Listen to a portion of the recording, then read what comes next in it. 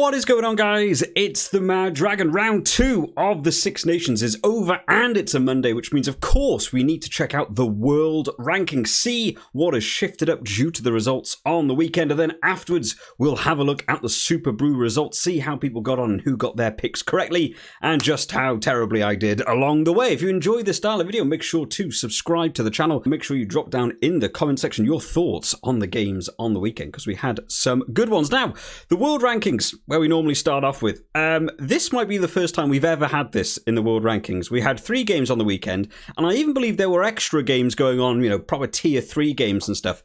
And yet over here, there is no movement across the entire board due to the way those games work. I think this might be the first ever one where we've got no movement to talk about, but of course, teams have gained and lost points along the way. So, Ireland winning that game over France sees France drop below that 90 rating, unfortunately for them. So, Ireland now stand out sort of head and shoulders on that 91.33, really affirming themselves as that number 1 spot. Will they go on to win the Six Nations? It's a big hot topic at the minute. Can someone like Scotland stop them along the way? Also on their second win of the round after their win over Wales sees them cement that 5th place a bit. Of course, they moved up to 5th place last week. But having those extra few points just to sort of separate them out from England there on 82.27, they're on 83.36. Probably a bit too far to climb. I'm not sure in terms of the point score if they actually managed to beat Ireland. I'm not sure how that calculation would work out. Maybe they would get closer. I'm not sure if I would see them gaining a 6-point jump versus the world number 1. Wales with the loss stay in 9th, and kind of luckily staying in 9th, because I don't know about you guys, that margin between them and Japan's getting awfully close to seeing Japan overtake them. Wales going to play England next week. And oh man, I'm sort of not looking forward to that one as a Wales fan as much as I thought I was going to before the Six Nations. And then the final game of the weekend, then of course we had England with their win over Italy, which sees both of them sustain in their positions. England have separated themselves out slightly from Australia, and Italy, of course, unfortunately, still not in that top 10, even though they are still performing well. They had not quite as good a game against England on the weekend compared to the game against France, but England had a couple of really nice steps up. I think moving Farrell to 10 and actually bringing in someone like Ollie Lawrence in the centre really helped them out. So no movement in terms of climbers and fallers, unfortunately, just more teams cementing their positions, especially Ireland up there at that number 1 spot. Taking a look then at the Superbru, where I actually did okay in the predictor, meaning I actually got them all correct. It's a rarity, believe me. If you've been with the channel for long enough, I don't tend to get a lot of them correct for some reason. I did have my 3 win points over here, but no bonus points along the way. But we'll have a look through each game as it went on. A lot of people getting that Grand Slam point, though. Look at all that sea of red. Some people doing extremely well this week. Ireland winning that game over France by 13, massively outside the margin. For me, I said Ireland by 3. And a lot of people seem to think, I don't know what that is, about 7 or 6 around that area. That meant to be the majority of people. 83% of people did think Ireland would beat France, which took me by surprise a little bit. But you wanted to be in that dotted line out there, which not a lot of people getting more than 10. So congratulations to those who did. In terms of the league then, a lot of people backing Ireland. I think we've sort of cemented that 80% differential, probably. Some people going for France, though, thought France were going to be able to steal that one. We've actually sort of gone in line with a lot of these targets. A lot of people going 3 like myself, 4, 5, 6, 7, all the way up. But in terms of the table then, it was fantastic. Doing extremely well, getting that 1 win point, the match point and the bonus point, calling Ireland by 12, and they actually won by 13. Fantastic call there. Villa Farrell getting very close. Ireland by 10, getting yourself the match point, but just slightly losing out on that bonus point. And finally, Top Notch Rugby getting the call by 9, just managing to squeeze in there with your match point as well. Some good calls in that one. Scotland versus Wales. This one would surprise me if someone got this correct, but we'll have a look through as it stood. So the difference was Scotland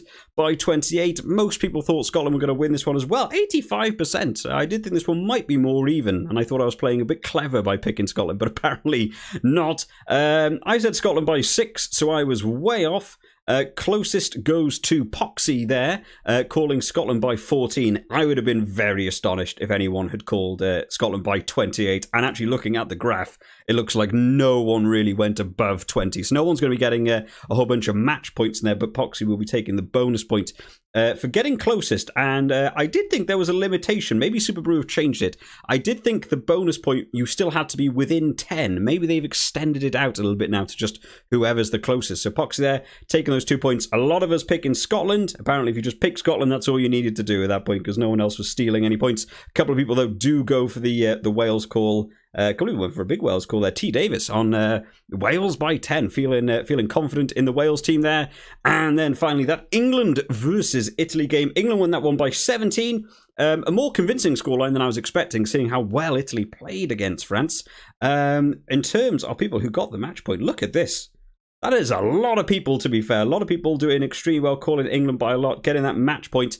Fantastic up there again, going for the high calls. That's where you wanted to be. But it was Rugby 15 who called it by 17. Absolutely bang on. Superb by Rugby 15, getting that bonus point away from everyone else. But congratulations to everyone in an immense list here who managed to get that half bonus point. I didn't get any. I was down here with the other half that did pick England, but not by the majority, and we had a couple of real Italy believers. It's nice to see. Ian was the one who went for the biggest Italy win. Normally got these wild calls that just pay off for him really well. Top Notch Rugby also there on 2, Rob on 2, and Kelly there on 1. So people believing in Italy, but just an unfortunate bit of a slightly underwhelming game for them. So in terms of the round, how did it all pan out? Well, we've said his name a couple of times today. Fantastic has taken this one with 3 of 3, 1 match, 1 bonus point. Takes him out to the 6 points, just ahead of Poxy and Rugby 15 there on 5.5 each. Mr. Cucumber,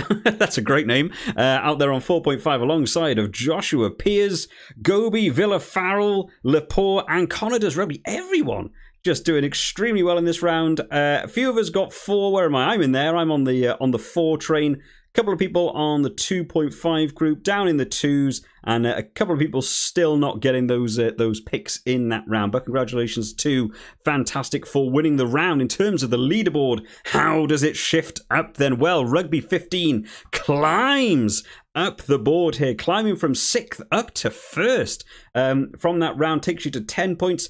Connor does Rugby, also climbing up onto 9 points alongside Villa Farrell, who climbed 5. You guys all fighting out there on the 9 points. Joined there by Ian, who's dropped down 3 places, was leading last week. But Ian's still holding out close there on a joint second. Better have down 1 place on 8.5. Fantastic with the fantastic round. Climbs 20 places up into 6th place on that 8 points. Really trying to compete for that top spot. Schmiddings UK and Poxy both climbing up. Top Notch Rugby, even though I feel like you did kind of well this weekend. Maybe not. I feel like I've read your name a couple of times. Dropping down 5 places. Mr. Cucumber, Gobi, Lepore, Josh Peers, everyone climbing. Cameron Fish, with a bit of a slightly more unfortunate round in terms of the predicted down 12 places. Bears Gamer going up for Scottish Squid stays in place. We'll forget about me. Don't worry about me. Gravy climbing 9 places. There's a couple of names in here that are veterans of the predictor that I feel like none of us are doing very well. But congratulations. Man, we've got so many people as well. We're up to like 34 and there's joint 30. How many people are taking part of this now? There is 35 people involved in this now. I didn't realize we were quite that high in terms of the predictor, but so glad to see so many people enjoying. But congratulations to Rugby 15 for taking the lead after round 2. On to the Fantasy League then, where some people did extremely well. I mean, you can already see the points that some people got there out in the mid 200s. I thought I had some really good calls for this one, but a couple of players really let me down. I went for Stuart Hogg. Terrible move. I went for Stuart Hogg over Kyle Stain. How much do I regret that decision? Of course, we'll have a bit of a run through. There's no real nice way to sort of look at it, so I'll try my best to sort of go through what happened in this round. So, it was Etai that took the round on 221, followed closely by Across the Pond and Klansman coming in there. All of these guys, look at this, in the top 200s. I can't think what I actually got in the end. I am down somewhere here. I'm on 178.5. Not a great round for me there, but some people doing extremely well on the results this leaderboard time. A lot of people getting up near the 200s. There were some key people that apparently you needed to do well this week. So, in terms of your props, I believe the main two were Andrew Porter and Ellis Genge were the main two you wanted this week. Andrew Porter last week, I had him in my team, did terribly, gave away 6 penalties, but this week he made some real steps up. In terms of hooker, the one you were after was Jamie George, who I did pick and luckily managed to get in there, but Jamie George I think was the 13.5. 12 was Ken Owens. Considering that, Wales not necessarily doing too well. Ken Owens doing pretty well there to get in the top scores. In terms of your locks in the yellow, Flamand from France stepping up. Considering the team lost, you don't get the bonus point for the team winning. Still the highest scoring lock in the game, even though he had such a good week last week. Followed by Itoje that ever so slightly beat out Richie Gray. Richie Gray had 9.5. Itoje had 10. In terms of the back row, there no one sort of really exploding away from this one in terms of the red, quite consistent across the board. You wanted Keelan Doris. Matt Fagerson scored well, getting his try, of course, in that game. Boosted him up, got 18 points. And I think the next highest one was actually Gregory Aldreet. That's going off of what I can see from people's teams. There may well have been people that scored high that no one picked. Unfortunately, Superbru doesn't actually tell you who was the best in the round. So as far as I'm aware, they were the best 3 to go. Your scrum half was Dupont. I think it would have been Portvley, but he had his try disallowed, so he scored a little bit less. So Dupont was your 11 marker there for anyone who got 11. A couple of people on 22, of course, have made him captain, which is why he boosted up. Fly half, Finn Russell, who I think might have been... Oh no, I think Sexton was it last week. It's Finn Russell this week. Your centre partnership, which... so many people got. I thought I played a bit of a blinder with the centres. It ended up being you wanted Hugh Jones and Gary Ringrose, I believe were the top 2 performers, but apparently a lot of people thought the same. So I didn't actually manage to gain a lot of points there. Now, the big brackets where the big points came in, though, your back 3. Now, it's kind of hard, tricky to sort of go through a lot of people's teams and work out who it was. It seems to be the big one that I could see was Duhan van der Merwe. Scored 21, and a couple of people made him captain-wise. Well, you see a couple of these really big 80.5 scores. Thomas Ramos for France, if you made him kicker, scored 23. I couldn't find anyone that had picked Kyle Steyn, but I imagine Kyle Steyn must have scored quite high, getting his 2 tries. Angie Capuozzo got 16.5, another superb game from him. I feel like I'm really underrating some of the Italian backs. I'd also like to know what Padovani got. And then the other name in the mix then, Damien Penaud, with his little breakaway try, scoring him so many points, also got 22. So a lot of really big scorers. You just didn't pick Hog, like me, and ruin your little grey bar there in terms of the backs. So in terms of this round then, a tie, as we've said, on the 221. What a superb score. Across the pond and Klansman getting very close on 211 and 211.5.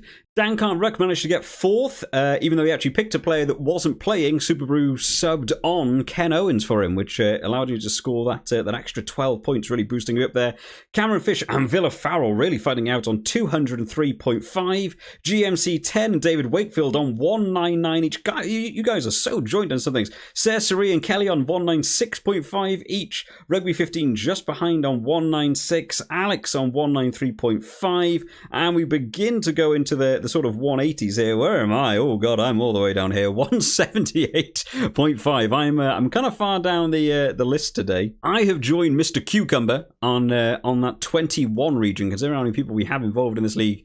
Not doing too well, and then dropping down a couple of bit. A couple of people getting the 60s, the 140s, and then finally, unfortunately, a couple of people still not locking in their team probably before the round. It's a much harder thing to set the time aside to actually design your team. In terms of the leaderboard, then, Etai with that superb round takes the lead on 408.5. Considering only 7 tries compared to David in second place on the 9 tries, sometimes it's about picking those consistent players, not necessarily always about the try scoring. GMC there in 3rd place on 393. Cameron Fish on 392. Rugby 15 on 391. Whoa, it is getting close up the top there. I feel like I've dropped down a little bit from being slightly in contention a bit. Across the pond and Klansman have gained a couple of places there. Klansman up 6 places there, up to the 382. Kelly dropping down 2 places, unfortunately. Villa Farrell on a big climb, 372.5. A couple of people dropping down. Dan Can't Ruck had a much better round this one, climbing 10 places. There's me down into 13th, dropping 5 places with my poor round. Drop hog is all I can say in terms of tactics for next round. Alex climbing up 5 places on 354.5. Few more people dropping down here as we come down the list, scoring in those 300 regions. Couple of people in the 200s here. Schmittings, T. Davids, Gobi, and a couple of people there still in the 100 region, which I imagine is one of the rounds. Didn't manage to lock a team in or something, and playing a bit of catch up. But it is all to play for because, of course, the captains can score so highly, especially people like Duan van der Merwe doing so well recently. So thank you to everyone who is joining in with these fantasy leagues. It's so much fun to have so many people getting involved. It's got wildly competitive. No longer does it feel like I can actually win one of these, but which is a lot of fun to see other people involved. Congratulations to Etai for taking both the round and the top of the leaderboard. And of course, as normal, we will be doing the preview videos when the teams get announced. We're on to the week break now for the Six Nations. So we've got a couple of videos to sort of fill the void. But of course, when the teams do get announced in a week's time, we will be doing the preview videos on the channel. I'll see you all next time, guys. Bye-bye.